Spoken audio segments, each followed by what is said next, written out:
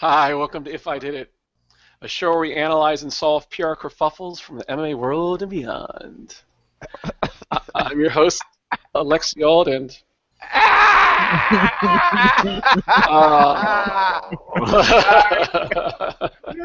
joining me as always, King Native Bloody Elbow, Hola. Eugene S. Robinson of Aussie.com, author of Fight Everything You Ever Wondered About Asking, We're Afraid to Get Your Ass Kicked for Asking, and some individual that came on with a shirt that is not a part of our regularly scheduled programming. Touch butts. Touch of butts in the park. It sounds like a 70s song, a romantic, clams on a half shell and touching butt in the park. Well, speaking about... And I said clams on a half shell because of Bernie Worrell, so this is... rest in peace. Yep. So anyway. Well, on that depressing note, we're going to start off with... Eugene! Sir! You're Dancing with the Stars finalist and MMA fighter Paige Vanzant.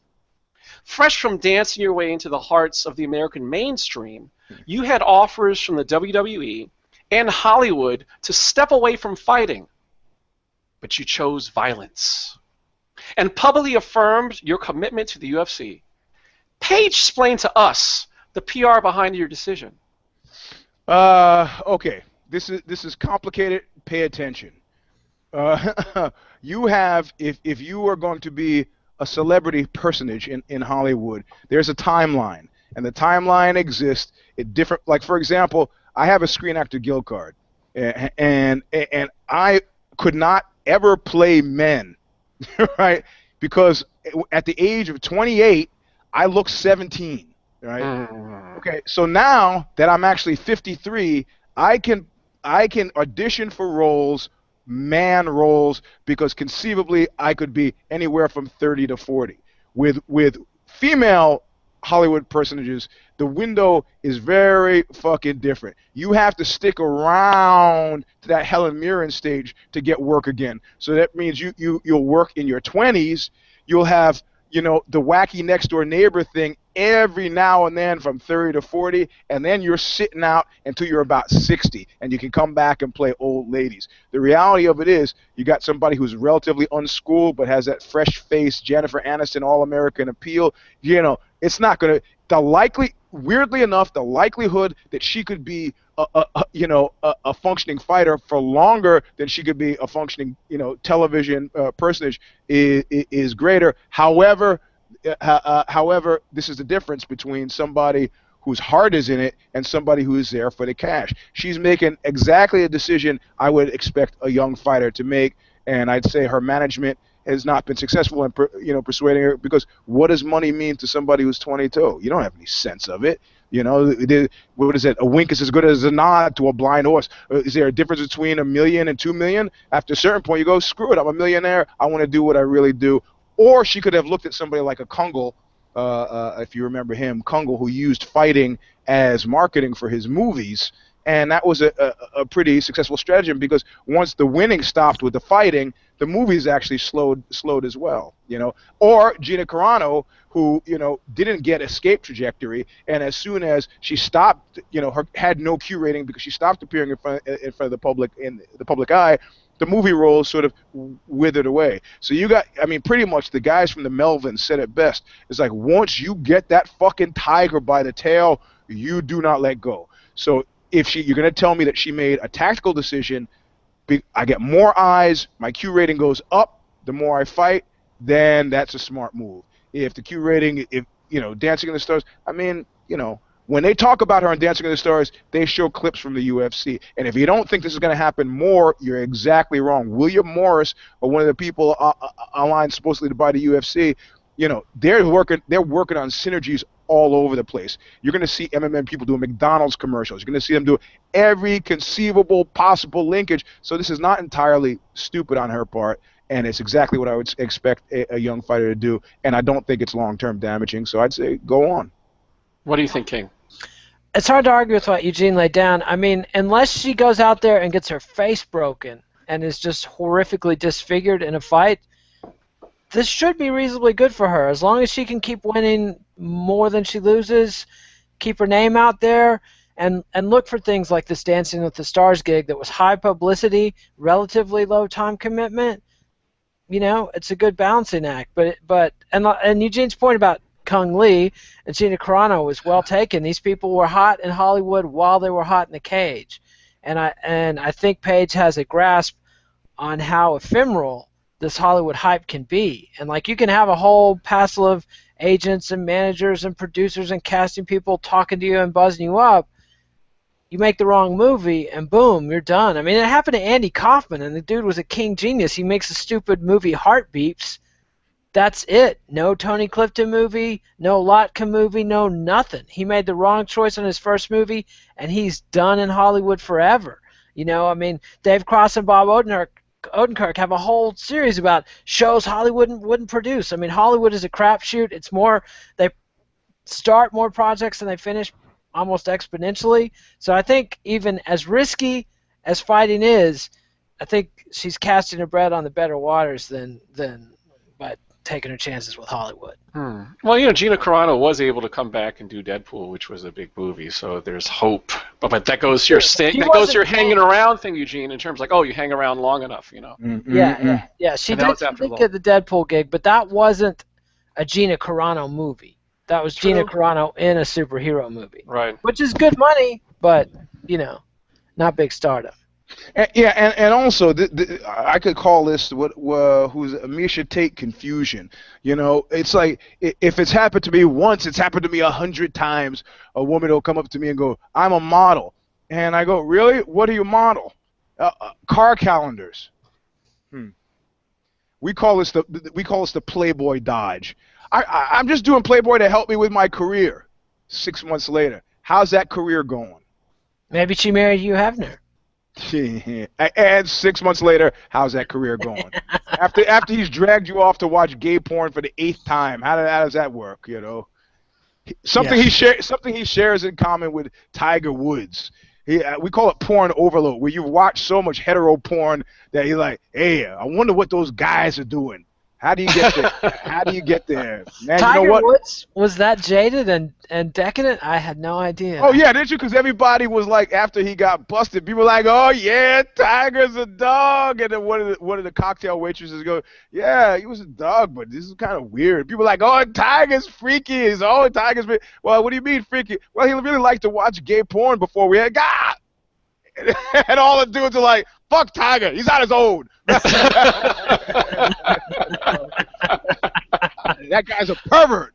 Terrible. Speaking of being on your own. Like some guy in France was telling me about watching. He said, me and my buddy, the bus driver, were watching some gay porn. I go, gay porn? What are you doing? He goes, just for a laugh. So, like, 8 hours later, and I thought, oh, he's French. He's being funny. I go, what do you mean? He goes, well, the video is 8 hours long. I go, first of all, who is making an 8-hour porn video? Who is watching an 8-hour porn video? And who is watching 8 hours of a gay porn video as a joke?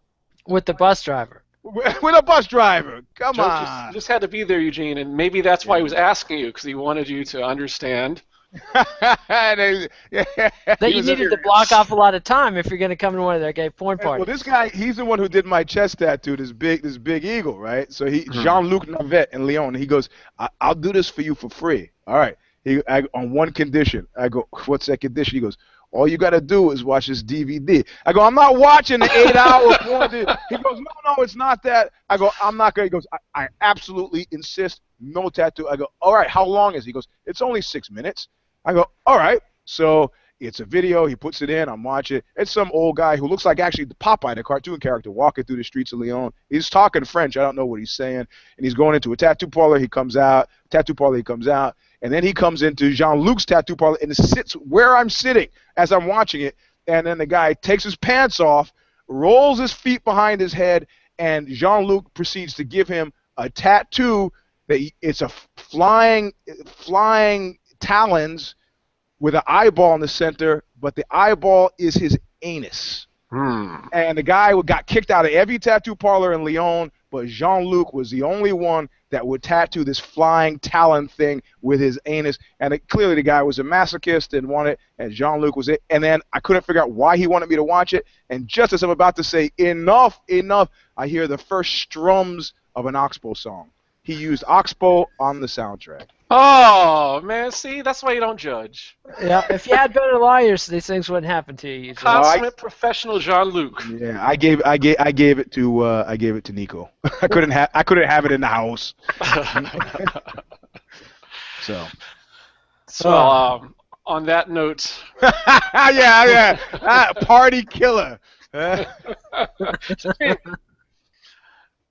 Nate, you're a motivational speaker, Tony Robbins. Oh. A natural fit. During your Unleash the Power Within. I have a different visual of unleashing power within with that tattoo. Yeah.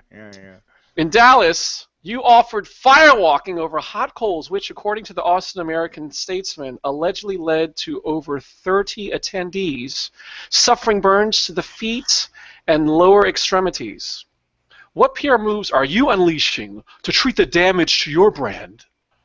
Well, when you're Tony Robbins, you just keep on going down the road. Like, this got more publicity than the last time he triggered a whole bunch of burnings with the coal walking stunt, but that was 7-8 years ago, and he's out there doing it again in another market. I figure he just lays low for a little while. People keep buying his books, keep seeing his DVDs. He holds another seminar in Minneapolis, and maybe you let go easy on the coal walking for a little while, then right back to business as usual. I think the Tony Robbins market is so self-deluded, you don't need to worry about reality, unless you kill a whole bunch of people and go to jail. I think all bets are off. Dude can do whatever he wants to. No accountability. Did you hear what some of them were saying? They were defending it. They were like, well, I just lack the focus. If I had the focus. Exactly. It's their own fault they lack the focus. Supposedly it was his staff that put on too many hot coals because there's a certain point that's the right thing. Eugene, what's your take? Okay, first of all, I don't know if you remember a few years ago, the guy who had people on calorie-free living and then had them in sweat lodges, and people were fucking... But people died. People died, and as people were fucking dying, more people were lining up going, like, these people lack focus. I mean, you do realize the Tony Robbins scam, don't you? You do realize what the scam is and why it didn't work this time, okay? What they do is they dig a pit, they put the coals in, and so the grass around the coals doesn't get burned. They fucking soak it with a hose, right? So as you walk up, you're walking through wet, cooling grass, and if you make a rapid dispatch across the coals, your feet, by the time the water evaporates, it'll be warm by the time you get to the end. That's right? been debunked. Has it? Yes, I thought the same thing, that it was either the moisture from the grass or sweat from your feet if you're afraid, but Vox.com had some big explainer on it, and that is not the case. It's air between your feet and the coals. The evaporated water has nothing to do with it, and it's mostly a matter of pacing and temperature. The coals has to be exactly at the right level. These coals were too hot. So really? When you touched on pacing, I thought really what it was the contention that people were stopping to take selfies. That was also alleged. Walk quickly. Wait a second. Wait. Hold on. Ow! Yeah, exactly. Wait, they were only second-degree burns, so they weren't as. I mean, hot coals like that can give you third-degree burns in an instant. So it wasn't as bad as it could have been. But still, but then the reality of it is too, right? Anybody who's a big fan of Tony Robbins is a dupe anyway. I mean, it's like that's what I'm saying. Yeah, if you take a sucker stick, you're gonna hit a sucker. So man, so speaking of suckers, Eugene, sir, you're a pro-leave campaigner and Tory leader. Front-runner Boris Johnson. The Brexit was fun-packed, but is the contract still intact? According to the BBC, your movement is not only scaling back its pre-vote promises, it's delaying executing Article 50 of the Lisbon Treaty, which is required to leave the European Union. Boris, you got to let me know, should we stay or should we go? Yeah, there was a great piece. I don't remember where it was. I think could have been The Guardian, where they said, "Let's look at this," and they essentially did Pascal's wager, but with Boris Johnson. They go, if Boris Johnson does this, he's fucked. if Boris Johnson does this, he's fucked. If pretty much anything that Boris Johnson does ends up with the same kind of fucking, you know. So, and they said, well, how could an ordinarily bright guy? He goes, it was the forest, the trees. He took this prep school fucking competition he had going with Cameron and blew it up into something where, you know, I mean, I don't know if you guys have, but we've all been in that position where you've like demanded things you never thought you would get, and then finally you get them, you go, whoa. Yeah, you know, what the hell am I supposed to do with this? You know, I mean, and I think that's largely where he is. And if you want my take on it, I think where he's going with it, where he seems to be going with it, is to put some air between him and Farage, and just, you know, not fucking pull the switch on that Article 50, and, you know, let what he's done so far, let the forces leave him. Let the Scottish referendum, which will happen to back out of Great Britain, you know, let Northern Ireland, you know, say, look, shit, fuck you, we're staying part of the EU. So, you know, prevailing market forces have dictated, you know, that maybe this is not the most prudent move at the time, but we're holding the line on that fourth portion of the EU thing that we hate the most, freedom of movement. We're going to, you know, and Merkel has already said, no cherry picking here. So they're really in a sort of a fucked up position. At this point now, they got to go the Farage way or completely eat crow and go back, in which case they're still fucked because Cameron's gone, you know. So and then, you know, I got commenters and people who've emailed me online. They said, oh, okay, you know what? I graduated from university in 2007.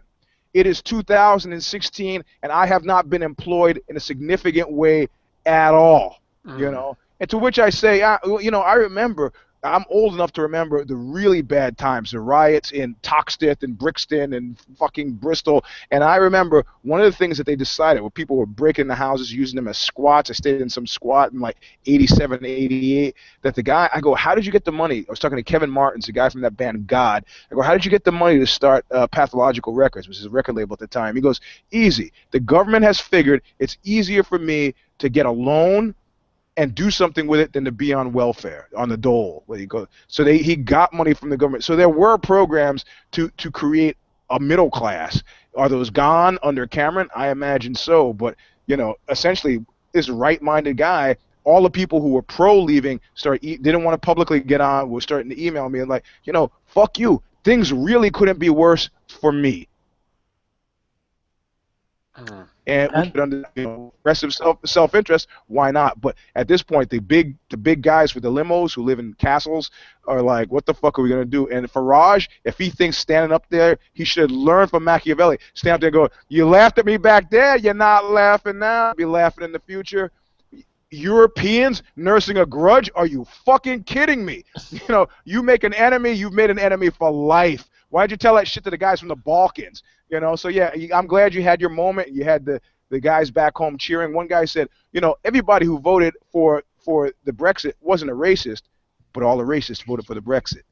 So, you know, the issue is immigration. If you can separate the immigration sheep out from the herd and just deal with that issue, maybe there's a chance to march it back. And now people are saying, oh, the markets are back up, it's not a big deal. Don't believe that for a second. You guys in England, you know.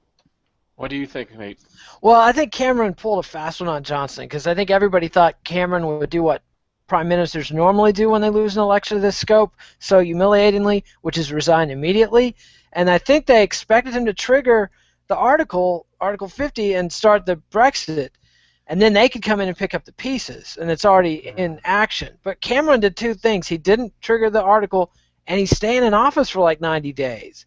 Which puts everything in this weird stasis and does let the pressure build for a do-over.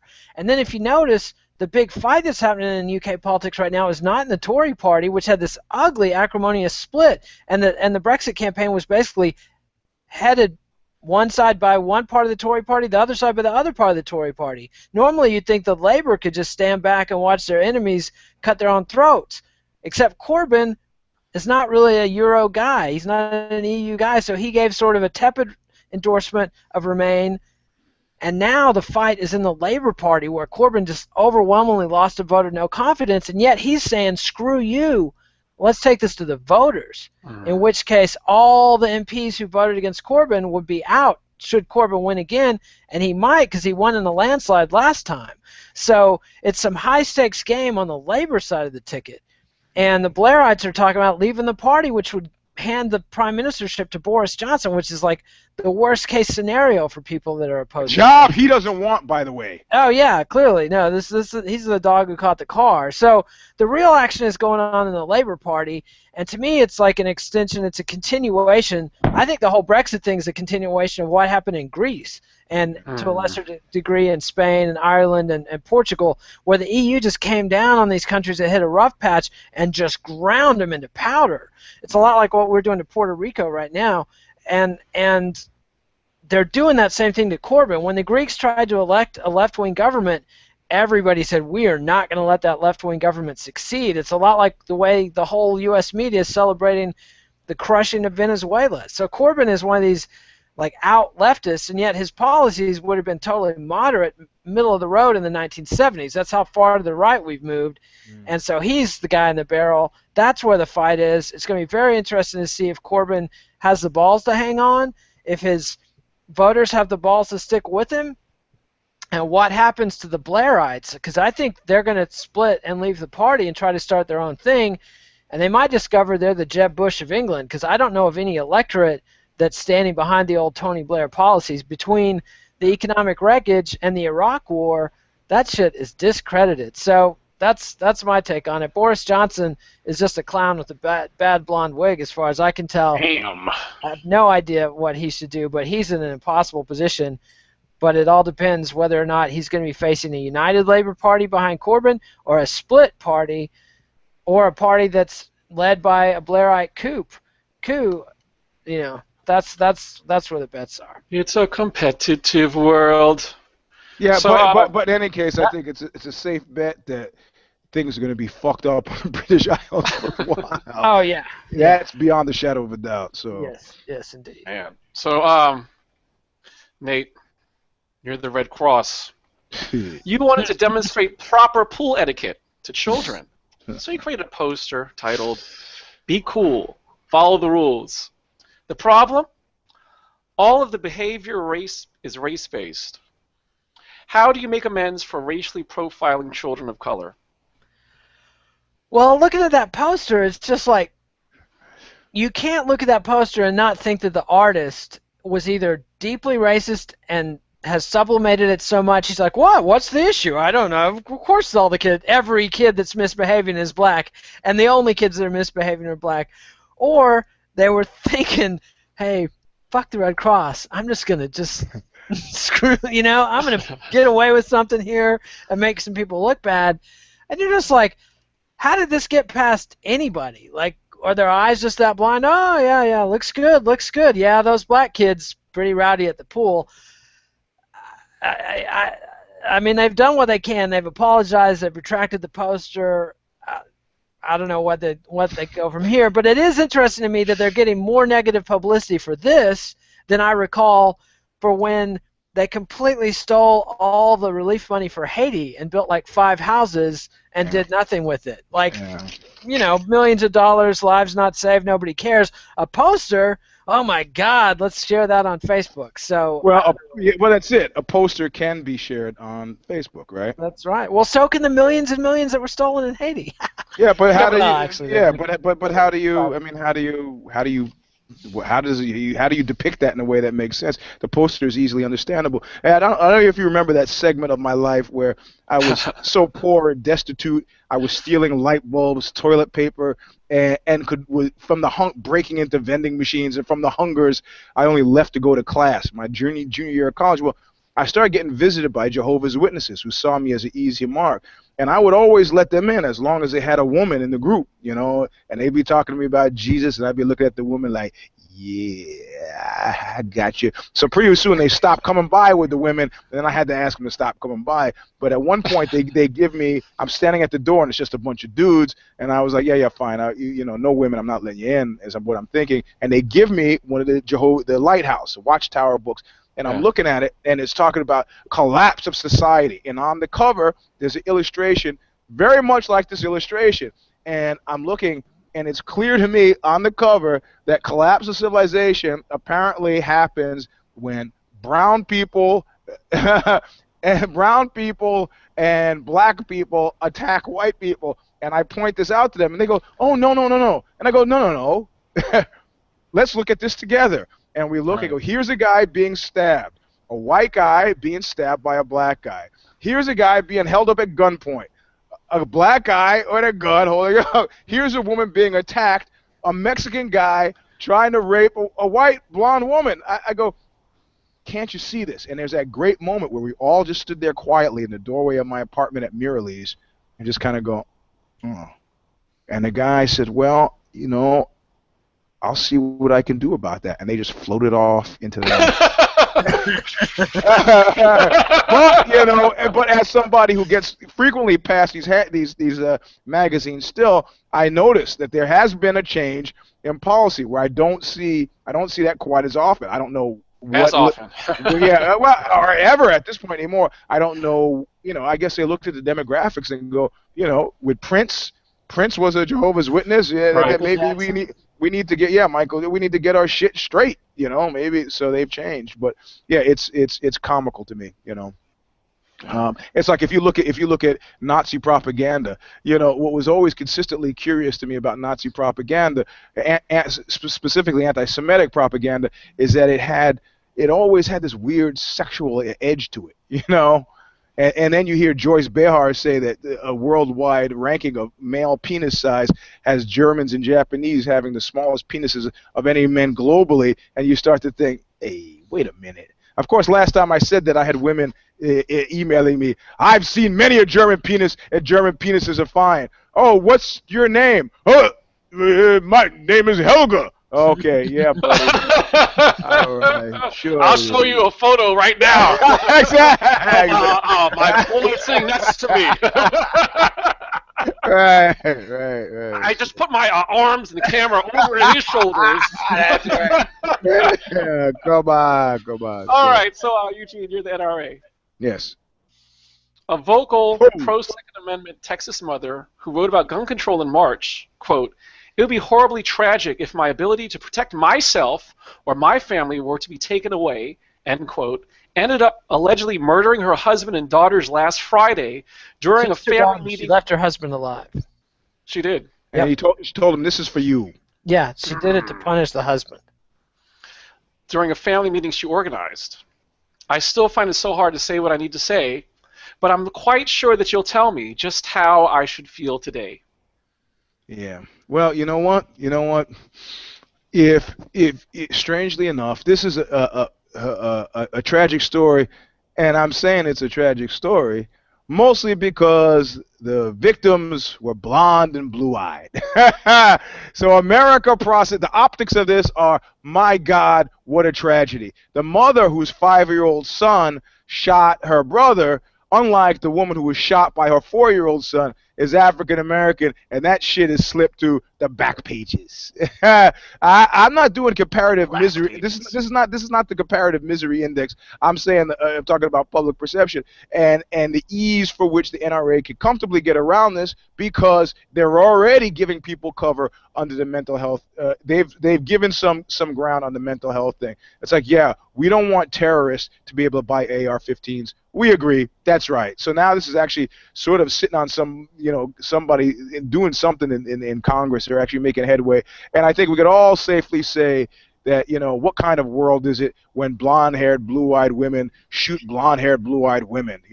Nobody wants that. So you get, under the mental health dispensation and the terrorist dispensation, nobody from the NRA is going to oppose. What they're opposed is, one, can you get off the terrorist watch list if it turns out you're not a terrorist, or is this just going to become a duck blind for government officials who want to take away your guns? And the mental health thing is, some people have said, I'm crazy for thinking that the government's trying to take away my guns. Does that mean I can't buy a gun? So right now there are 3 things that they're not really super aggressively opposing.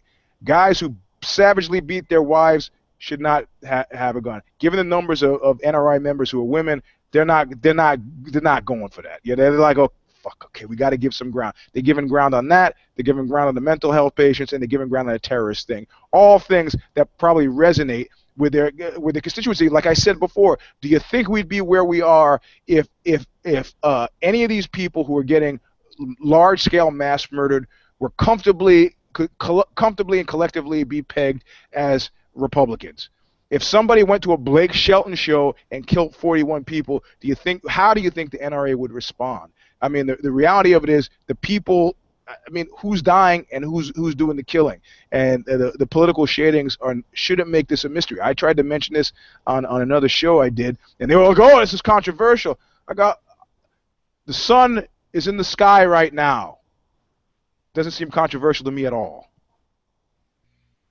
Well, what about one you? One thing you got to point out though is Barack Obama's fallen into the same stuff. Like Chicago has turned into Chirac. People dying every day, overwhelmingly black. Obama had to be dragged out there to talk about this stuff. Newtown, Connecticut goes down in a bloodbath. Obama is crying on TV like this is his kids that got shot.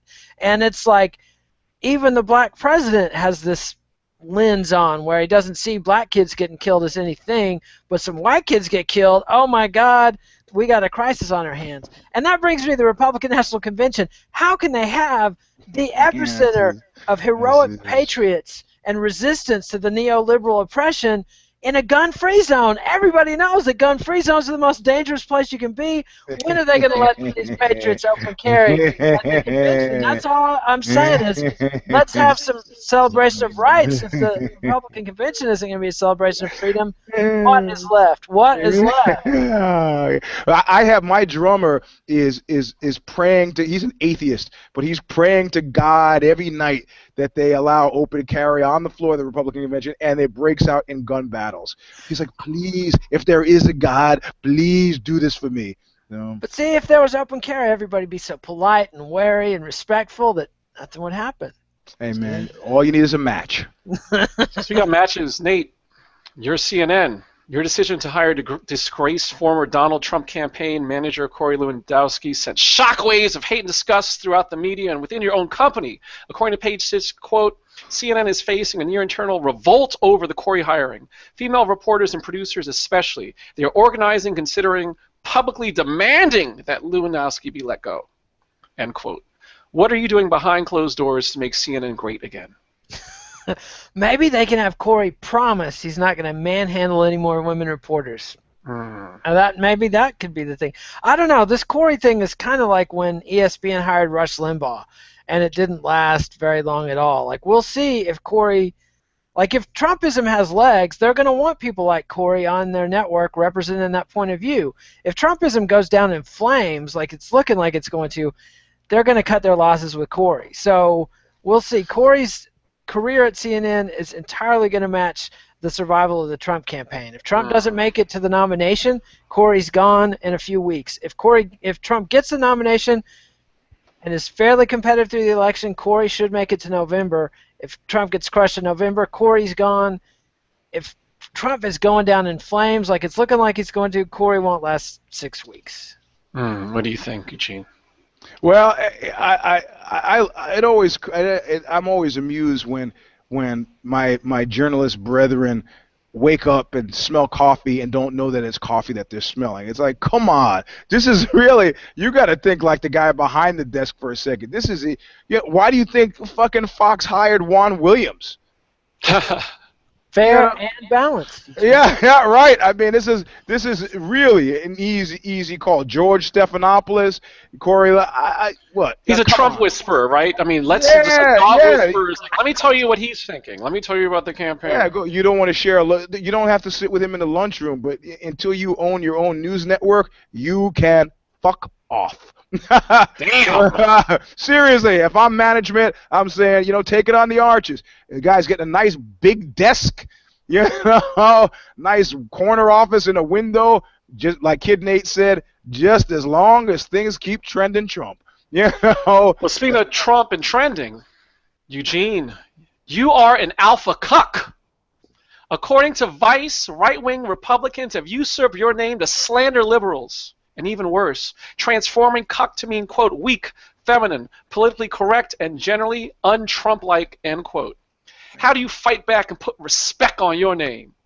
You know what? I think that these guys need to get out there. They need to get in front of it. They need to push their wives as quickly as possible into the waiting arms of men with penises who love to help them achieve their cuckolding goals by bedding their wives as often as possible and dropping as many loads as they can before they go. Because when I see the semen, I'm leaving.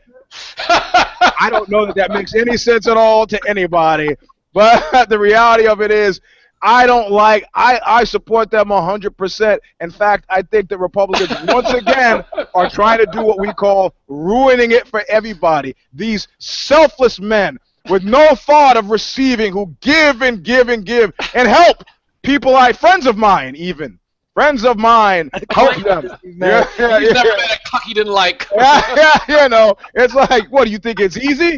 You think it's easy? You know, so I really support them 100%. I support them coming out of the shadows, and you know, I support them being a news topic because this gives them a certain amount of celebrity, and people are like, what? These guys? I wrote about the famous cuck. For Ozzy, you just go to Ozzy and type in cuckold. I think there's the only piece there. There's a piece I wrote. This guy, this guy's a saint. He is a saint. It's like Martin Amis said in Times Arrow when he talks about why do people give prostitutes such a hard time?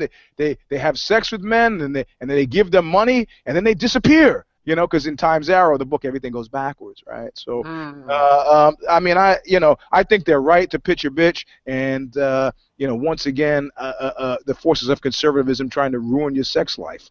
What do you think, Nate? Well, I think there's a little bit of guilty projection going on because, I mean, I don't really know. Eugene probably has more hands-on experience with the whole scene than I do in my little life, but sure.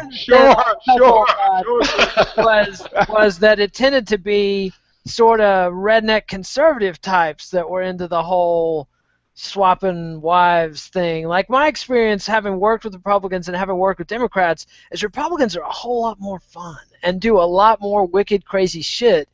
Yeah, because it's repression, and they just exactly. got booze. And they're also openly flagrant hypocrites. But So I think I'd love to see a Venn diagram of Trump supporters and hardcore Republicans and people in the cuckolding and wife swapping scene. And something tells me there's a big overlap there, and I think it's a little bit of self-hate. And my saying is just accept yourselves, fellas. If you're into sharing your wives, more power to you. If your wife's happy, you're happy. You're happy wife, happy life. Yeah. Exactly. You know, I had a friend, and he had this thing with these Chevron executives. This married couple were Chevron executives, and they were right-wingers. I see. I'm saying, but you know, it doesn't matter to me if right-wingers are trying to ruin the fun of other right-wingers. You know, it affects my friends deeply. This cannot stand, man. Well, don't you think it's all a win? Like, is there any bad publicity for cuckolds? Like, isn't the whole point being humiliated and disgraced? Like, it's bad publicity for this. Yeah, no, it's a good thing. Like a cuck will say, "Hey, I have a comment. Do you need someone to make a public comment without their identity hidden?" No. God damn it, these cuckolds. There are men right now having sex with my of cuckolds. Men right now having sex with my wife, and you guys, this is nothing shameful. Nothing shameful. Yeah, okay. All right. Speaking about shameful. This is our teachable moment. I'm sorry. I'd like to go back to the cuckold thing. No, I'm kidding. I'm kidding. Well, maybe you can weave the cuckolding into this. My friends have stories. They got stories. Maybe we should have a special If I Did It cuckold edition. Yeah. So, Nate, you're Abigail Fisher. You didn't graduate in the top 10% of your high school class. And you weren't admitted to the University of Texas at Austin. Neither were 168 black and Latino applicants who had better grades than you. And of the 47 students that had lower grades than you and were still admitted, 42 of them were white. Yet you claimed you were racially discriminated against and sued. Your case made it to the Supreme Court, and you lost. But you won a new name, quote, Becky with the Bad Grades, based on a Beyonce lyric about one of Jay-Z's jump-offs, Becky with the Good Hair. Life gave you lemons, and now you are a bug drowning in someone else's lemonade. What can we learn from your PR purgatory? Well, forget Abigail Fisher. The lawyers in her case are already moving on to their next attack on affirmative action, wherein they represented a bunch of Asian kids who couldn't get into some of the California universities, Yes. which to me is a much more interesting angle because these kids are stoned getting rejected despite being qualified because of their race. That, to me, smacks of bullshit. So Abigail, who cares about Abigail? She's too dumb to get in the University of Texas. It's like, whatever, I mean, plenty of great people are too dumb to get in the University of Texas. Like, go to Lubbock, Texas, home of Texas Tech. Every hot girl in Texas is there, I guarantee you. Most women are stranded in Lubbock because they couldn't get into Tech and they couldn't get into A&M. Somebody right now is like on Google, like, and if you're a touring band and you're going from west to east, stop in Lubbock because your show will be well attended because there's nothing else going on that night, I guarantee. It's no brought to you by. And so, anyway, yeah, forget about her. But the case watch her legal team because these right-wingers, they've got plenty of money, and it's just like, what's his face going after Gawker. They're just looking for cracks in the concrete. The tree roots never stop. But for her, though, here's the thing in terms of why I brought her up is the fact that here's a situation where she clearly is a pawn in someone else's game, right? At least she didn't shoot Medgar Evers and spend the rest of her life in prison. I mean, yeah, but she's stuck with this whole stigma. She's Becky with the bad grades. She's a joke, and then the people who are funding her are moving on, right? Like so in terms of like people that could be pawns in someone else's game. Experience with the Republicans versus the Democrats is the Republicans will look out for her. She'll have jobs. She'll have connections. Like Kim Davis. Kim Davis is still on the lecture circuit, right? Yeah. You roll out of a Democratic campaign, they are done with your dumb ass and just throw you away. Whereas the Republicans tend to understand. I mean, Tom DeLay was called the concierge of Congress because he knew who needed dental surgery and needed a doctor recommendation, whose kids was having trouble and needed to get into rehab. I mean, he was taking care of his people. Whereas you get people like my former Congressman Lloyd Doggett, sits on big piles of cash. He doesn't donate to other candidates. He makes his speech twice a year, and that's it. He doesn't do jack shit for anybody. So if there was ever a plug for the Republican Party, it's that, Nate. Seriously, no. But except, Ozzy did a piece yesterday, and it was not a piece on Charlie Rangel, but he was featured, right? And it was a piece about Charlie Rangel stating why we need the Republican Party. And I'm looking at the piece, and I wrote the guy who was the editor. I go, you do realize that Charlie Rangel is a fucking, allegedly, I'll use that for the sake of, is a robber baron, right? I mean, that his district in Harlem, where my mother lives. You can't live in Harlem today without 3 or 4 luxury penthouse apartments. Eugene, are you crazy? Yeah. As well as you got to give hope to the people. People have to see you and realize that if they work hard and do the right thing, witches will follow. Yeah, all that pork chop preacher stuff. But that's the thing. People on the left are tired of getting robbed, and finally, the guys in rusty pickup trucks are tired of getting robbed. But it's strange that they've gotten into bed with a kleptocrat. But whatever. People are tired of getting robbed. I got that. But for some historical framework for this, all this shit with college admissions started back with the Jews, right? Back when Princeton, Princeton and beyond. Backy was in the 70s. I'm talking about in the 20s to the 30s, where Jewish immigrants came, kicking ass on grades, and they said, look, we don't want to change the fundamental character of Princeton, Harvard, Brown. Fundamental character meant one thing and one thing only: Jews do not apply. And so they started to switch. Was there a Gentile Leopold and Loeb? Just saying. Yeah, go the 20s version of Trump. Well, somebody's doing the killing of little kids. I don't know who, So they said, look, we're going to be more concerned about the total student. There's a total student, which allowed them to skate in, alumni kids, non-deserving alumni kids. So this worked for a while. Ward Connolly in the state of California said, people tried to peg him as a racist until they realized he was black. And he said, I don't want there to be any question when a black kid is walking across campus that they got in fair and square. And white folks were like, yes, we want, Berkeley, we want to open it up. We want it fair and square. And he passed, what was it, I don't even remember the number of the proposition in California, but to make it race blind. And what's the first thing that happened? The student body is 72% Asian now, and white kids are getting lapped by Asian kids who are like kill. And now there's open discrimination where now Asian parents are going, look, my kid's got a 4.2 grade point average. They got the perfect SAT scores, and you're denying them entry. If the last name wasn't Wong, would this be happening? And they have a justifiable claim because now people are talking about, well, maybe it's a total student, or maybe it's not race at all that we're talking about, but we want class diversity. We want poor kids, be they white, be they Latino, to be able to have a chance. So they're trying. All of it is like the whole free market boondoggle. Everybody talks free market. Nobody really wants a free market. A real free market. Nobody wants that for real. They don't really want that. So, you can't have it one way or the other. If you're going to do it, it's just going to be based on pure number game. Get ready for 72%. You're going to get lapped by guys who are getting tutors, who are focused, who are driven, and are getting 4.2 grade averages, and you're going to Texas Tech. It's not the groundwork is changing. It's just not like Blackie and Whitey. That game. Yeah, but I think even with that framework though, what I thought was funny when I was in Columbia was. I was one of the guys who was like, okay, I'm joining all of the ethnic student organizations and showing solidarity, especially given the fact that I have a lot of ethnicities I come from, right? Mm-hmm. So I would have people over time that would come up to me and whisper, black students, oh, my father's from Panama. Oh, my mother's from this place.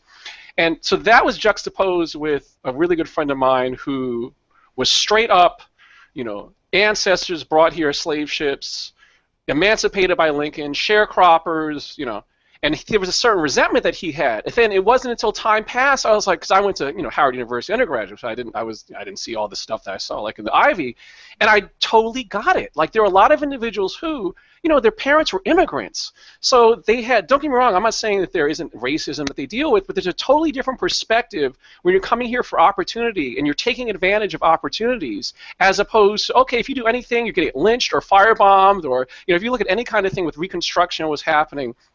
You totally see dynamics where individuals are able to take advantage because they don't have the same type of familial background in this country. So even with the whole dynamic of black versus white, it's very complicated and a lot more deeper than a lot of people would want to say in terms of it's simple. It's not a simple thing like, oh, let's do it on race. Even if you go by economics. Yep. Anyway, and nobody mentioned President Obama, child of immigrants, not African. No, there are people that do. A lot of people don't mention it in public, but behind closed doors, a lot of people still believe in not airing dirty laundry. But behind closed doors, a lot of people trust me. Because listening, And, what do you say? Because Whitey be listening. Yeah, and I'm ready to jump on advice. I was on Facebook, and I'm Facebook friends with some academic black radicals, and they were all irate. They had some freestyle video of Kodak Black. I don't know if you've seen this. Kid's a Haitian rapper. I'd never heard of him before. Looks like a complete racist caricature. He's got his hair and the little, curl things, and his like rapping was pickaninny, completely unintelligible. And they were all outraged, like, look at this step and fetch it motherfucker and everything. And I'm like, hey man, Kodak Black, he's got a whole bunch of videos. I spent like an hour checking out his shit. I thought it was awesome. Like it was all voodoo and Haiti and you couldn't understand anything he was saying, and yet every other word. The things you couldn't understand were all offensive, like about money and hoes and drugs. I don't know. Dave's like, why am I defriended all of a sudden? Like all these black. I didn't say this in front of him. I just quietly went over and did it, But that's what I'm saying. You never know who's sneaking around, So there you go. You might not want to share this video, Nate. Yeah. So and brings us to perfect timing. Eugene's Lost Battalion Phantom Toll Booth. Any new contenders this week, Eugene? You know what? I'm gonna make a controversial pick. All right. I am starting to feel. I'm not gonna. This is my left field pick here, and it's designed to generate controversy. I am starting to feel like Mystic Mac is in the Lost Battalion. Like the shit coming out of his mouth at this point, it's like some guy told me once, he told me this terrible story, and I start to think, he either did it for real and he's crazy, or he's telling me he did it for real and he's crazy. Because only a crazy person would cop to what he's told me he's done. So if he's really done it, he's crazy. If he's just saying he did it, he's fucking crazy. You know, this thing about, oh, I'm going to toy with Nate Diaz. I could, last time I really won until my thing. What? What? Suddenly, you know, I want to check the systematic, what is that thing about the systematic denial of the reality of experience, where it makes me want to check to make, I can't, when I was a lifeguard, I came and saw this kid taking rocks and hurled them into a window. I go, hey, quit breaking those windows with those rocks. And the kid looked at me and goes, I'm not breaking any windows. He had a rock in his hand. And what do you say in the face of that? Yeah, he was right. Technically, at the moment where I braced him, he wasn't breaking any windows. But yeah, I made a connection. I heard glass breaking. I came around the corner. I see him with a shirt front full of rocks. He's got a rock in his hand. I made an assumption. The Mystic Mac is talking crazy shit that leads me to believe that he's not in touch with reality, and the only people who do that are people who are lost in the mist. Wow. Where's he going to go? I mean, like I made the claim. Diaz is back to business as usual. Oh, well, hold on. Let's think about it. I made the claim that his whole act is enough of a cautionary tale that it actually scared John Jones back to light heavyweight. Right. You know, it wasn't the weight gain and how slow and loggy he was when he was doing all that powerlifting and then tried to go in and fight over St. Preux. I think it's like, man, dude's checkmated himself. What the fuck? Do you think that's got juice, him against Jose Aldo? Do you think, you know, like, because Nate put that shit in a box. Oh, you're beating up on midgets. So who wants to see that fight? Okay, let's go a little bit. Dos Anjos. Is that? Right. Who gives a fuck about that now? Who gives a fuck about that now? The only slight glimmer is somebody talking about GSP coming back and GSP could fight. It's like, oh, maybe. But dude has checkmated himself. And he's doing crazy talk. So, man. Well, I think that's our show. Thanks for joining us. Follow us on Twitter at Eugene S. Robinson, at Kid Nate, at Alexi Old. Please give us a fun thumbs up. Eugene. Yes. I'm about to do a Punch and Judy play in honor of our friends in the UK. International, baby. And leave comments on YouTube. Subscribe to MMANation.com on YouTube and MMA Nation on iTunes. Visibly Elbow. Read Eugene at Ozzy.com and be sure to check out all three of us on Amazon.com. We'll be back next week with another installment, If I Did It, and we don't know what we're going to be reporting about yet because the PR mistakes have yet to be made. We need to do these every day. We can't keep up is the issue. You know?